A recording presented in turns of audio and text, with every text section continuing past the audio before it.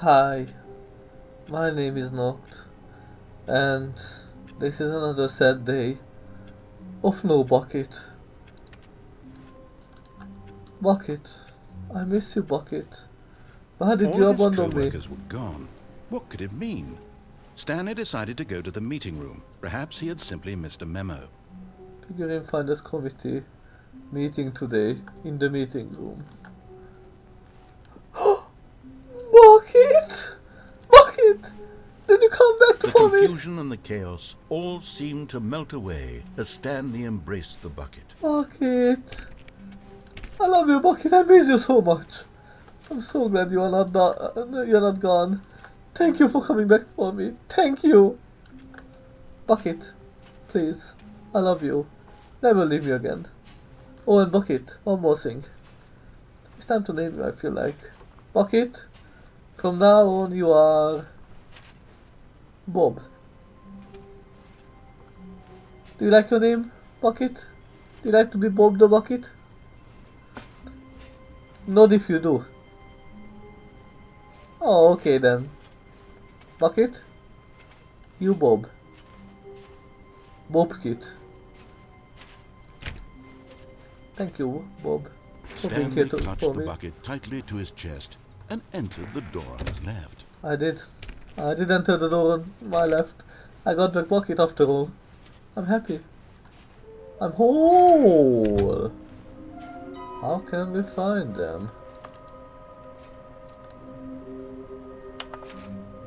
But we know, small floating objects have appeared across the office. We have to synergize our resources to ensure their retrieval. There are many questions, there was no memo from management. How can you tell you have spotted one? What makes them float in the air? Who took these pictures of them?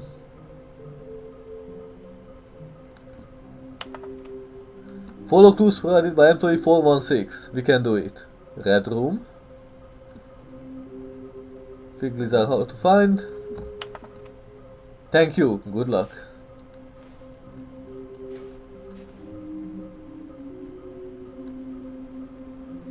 Trust the completionist instinct. Why wouldn't they just tell us something will happen? This investigation, this room, they feel pointless, to be honest. Beer spinning figurines. Employee 421 building a bridge. What we know. Can we sell them, obviously? How many are there? More if sold together. Do we need contacts for them? Contract. Potential liability, NDA. So one in cargo room. What do they want? Our data, stock options, money. Should we make them employees? Interns? Yes, maybe? Why do they kinda look like 427? Why floating? Magic, dreams, training exercise of management, magnets. Employee 003? Okay.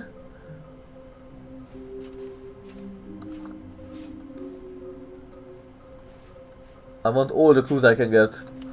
Warehouse access plan. Produce one plank to allow ease of access past fence. Construct bridge to allow collection of shiny float. Retrieve Chris's remains from warehouse floor. Construct new structural sound bridge. We need more planks. Mission status. Inside a sequel exhibit. A large room, lots of boxes. Stairs, something to do with stairs. Somewhere both red and blue. Nearby fireplace. Private but smelly place for an important person. Okay, I know 2 places here, maybe even 3. 5 there be just take from me, gotta collect them all. Lol, looks like 427. Is this some kind of game? That must be a point of this. There will be a reward for finding them all. Stop kidding yourselves. I want them so much, I want to go home. There will be cleaning of this wall required. Who are you? Lies.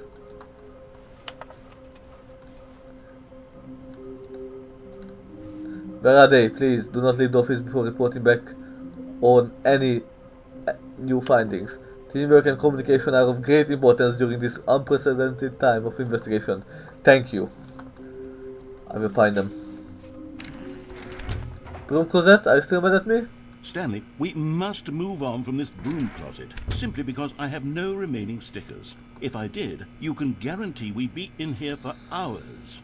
But alas, no stickers. But I want stickers. Bob wants stickers. Do you want stickers, Bob? See? Bob wants stickers. So? Where are my stickers? Where are Bob's stickers, I mean? Come on. Come on.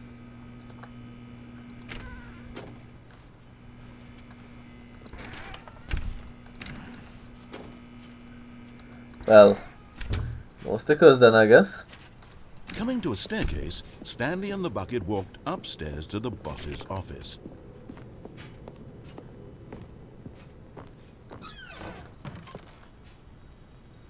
Money in the morning, money in the evening, money for breakfast. Money crisp. Another miniature Stanley figurine. This, you know, there really must be a snappier name for these things. What about mini-stands? Stanley figs? What about Stanlerines? Yes, I think I like that. Another Stanlerine under your belt.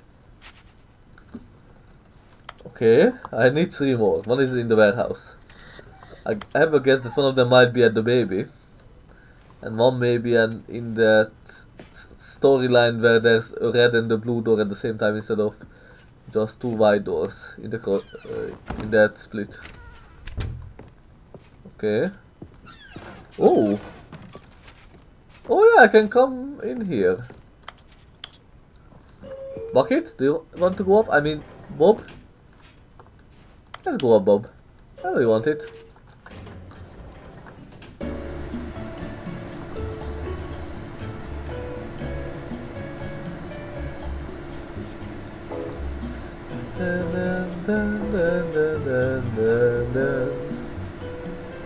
Oh, this is so nice with you, Bob. I love you, Bob.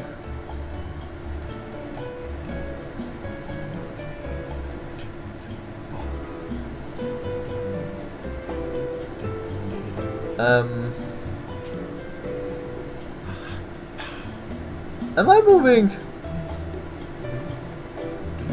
The movement of everything gives me the impression that I'm moving, but am I really moving?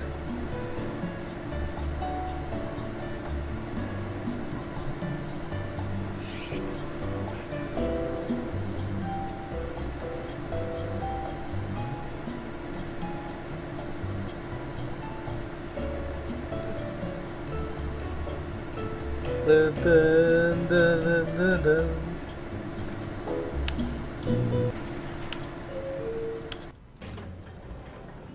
Well, fuck you. Stepping into his manager's office, Stanley was once again stunned to discover not an indication of any human life. Crushed by the weight of this revelation, Stanley may have broken down into an emotional dumpster fire if not for the soothing presence of the bucket. Even now, in his darkest of hours, did the bucket's warmth and guiding light pierce the dark clouds of confusion and chaos. It would be with him, always. The bucket would. And he knew it. The two of them were inseparable. At this point, Stanley was so absorbed in the tender spiritual connection he shared with the bucket that he didn't notice the keypad behind the boss's desk. But Stanley guessed the correct code by sheer luck. Was it that the bucket knew all along? Was the bucket guiding him? Yes, this is certainly the most logical explanation. Bob was guiding me. Oh! Okay, I'm going back to the name of these little Stanley figurines, and now I'm torn between Stanlerines and Figlies. What do you think, Stanley? What name better encapsulates the intrinsic sense of happiness that you get from seeing a small number in the corner of your screen go up by 1? Let me sit on it. I'm sure it will come to me.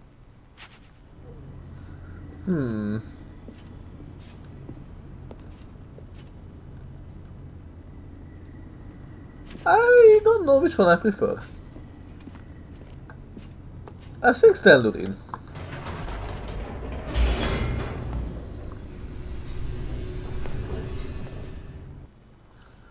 Well, we all know needs to happen now. I need to go up and down in the elevator. The elevator raced downward, plummeting towards an unknown fate.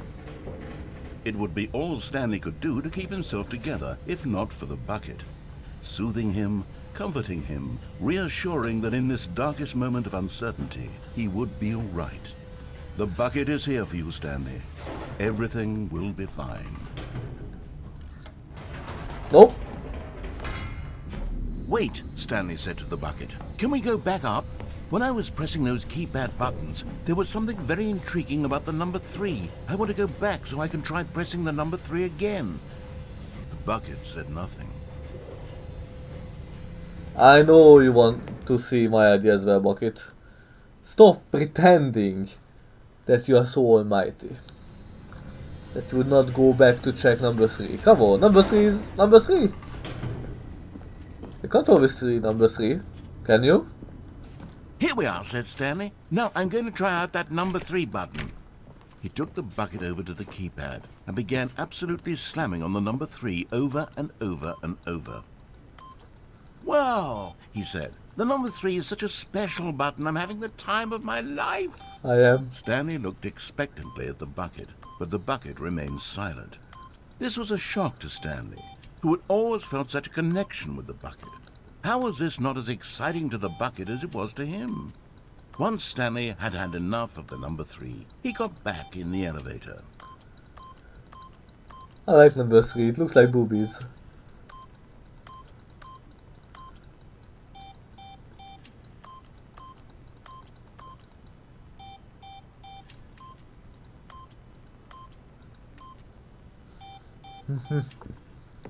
Now I'm truly satisfied.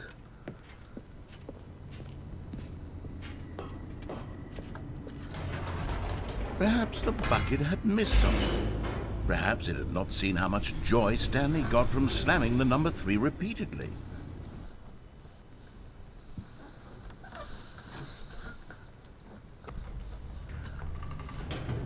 Let's go back. No, said Stanley to the bucket. You can't go on yet. Not till you understand how much the number 3 means to me. You and I have been through so much together, and I just want you to see what I see. Feel the happiness I feel. He smiled at the bucket, and the bucket said nothing. Bob. One day you will understand the meaning of number 3. And that day will be today. Here we go, said Stanley. This time I'll really show you. He ran to the number 3 and began to wail on it like a musician on a beloved instrument, weaving a concerto of truth and passion. He wielded the number 3 like a fine artist would wield a paintbrush. He told stories through the number 3, stories of his dreams and hopes and fears. And the whole time, he looked to his bucket for a reaction of some kind. Anything to let him know that the bucket appreciated what he was doing. The bucket conveyed absolutely nothing at all, only silence. Crushed by a wave of dejection, Stanley returned to the elevator. Stanley and the bucket were so close. They'd always been there for one another. Why suddenly could the bucket not connect with this passion of Stanley's? The question caused Stanley to ruminate the whole way down the elevator. He knew that there must be a way to get through to the bucket, to communicate fully with his dear friend. Surely there was a solution, mustn't there be? Bucket. You know what? No. We can't do this. You need to understand it.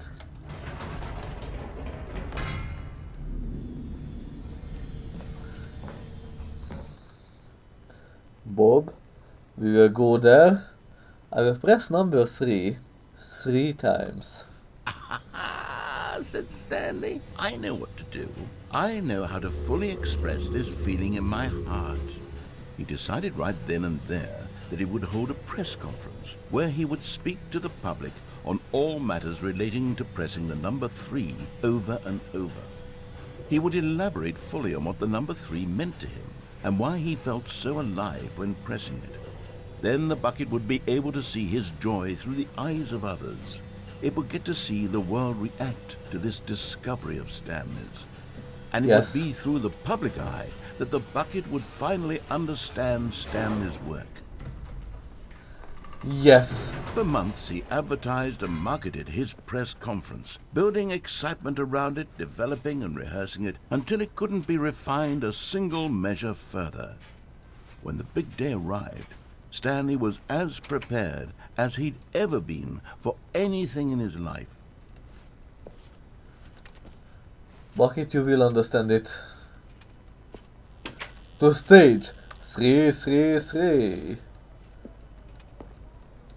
This was it. One last chance to win the bucket over. One opportunity to share a true connection with a loved one. Three again. The Stanley story.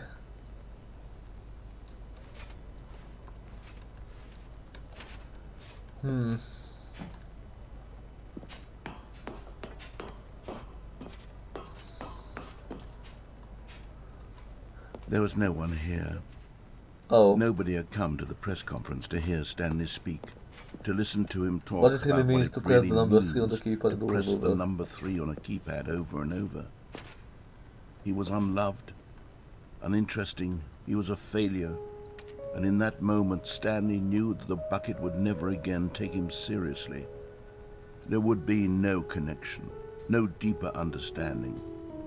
The bucket merely sat there in his arms, indifferent.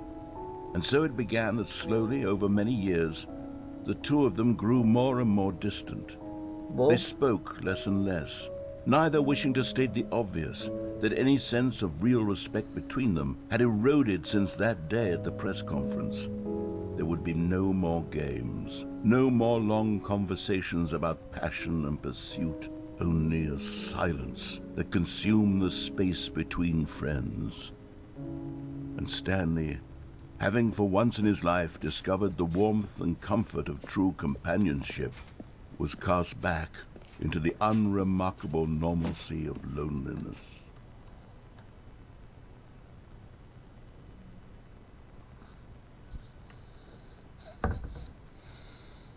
I don't wanna go distant from you, Bob.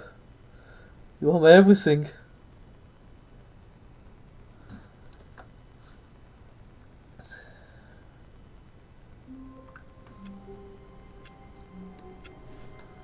So, thank you for watching, and we'll see what will the bucket bring in the next episode.